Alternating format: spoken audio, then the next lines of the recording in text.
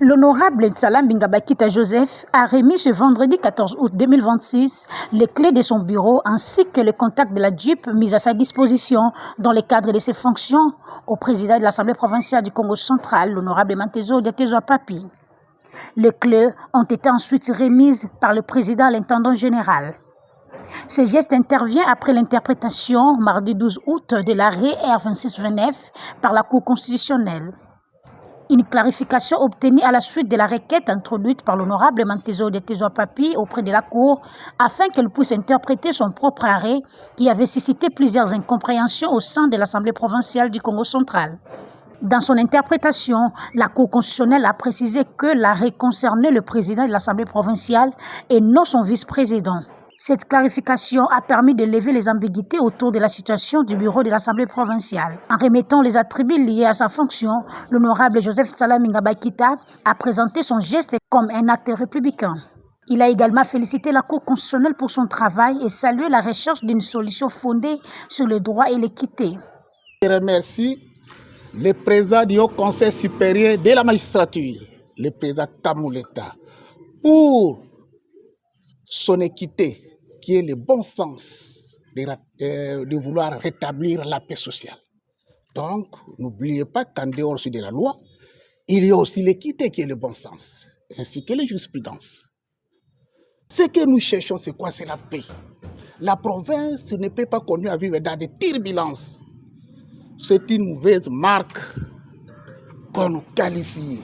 L'ancien vice-président de l'Assemblée provinciale du Congo central reste par ailleurs député provincial et entend poursuivre son mandat au sein de l'Assemblée provinciale. Pour l'honorable Mantezo Diatezo Papi, cette nouvelle étape doit permettre aux membres du bureau de reprendre leurs fonctions et de travailler ensemble.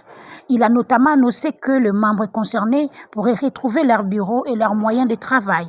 D'abord, nous remercions le président de la République qui aujourd'hui vient de donner un pansement pour relever nos cours et tribunaux. Vous savez que la Cour s'est prononcée par rapport à la requête introduite par nos soins pour interpréter son propre arrêt, l'arrêt 2629, qui a créé beaucoup d'incompréhension. Et aujourd'hui, l'opinion pouvait comprendre que la Cour s'est prononcée pour dire que l'arrêt R11 2629 ne concernait que ma personne et que par conséquent, les 4 autres membres du bureau, notamment l'honorable Kabangu, l'honorable Bilintunga, l'honorable Rachel Diazanguka et l'honorable Guilhem Panzou, sont membres du bureau à part entière qui devaient m'accompagner dans cette tâche de conduire l'Assemblée provinciale. Et par conséquent, nous avons informé le collègue Ntsalambi Joseph pour qu'il puisse revenir ici et nous donner la clé du bureau et aussi la clé de la DJIP pour permettre à ce que le collègue Kabangu reprenne son bureau et reprenne aussi sa DJIP. Et je peux vous... Les 2 responsables ont également tenu à remercier le président de la République démocratique du Congo, Félix-Antoine Tshisekedi Tshilombo, en sa qualité de magistrat suprême pour son rôle dans la recherche de la paix et de l'apaisement.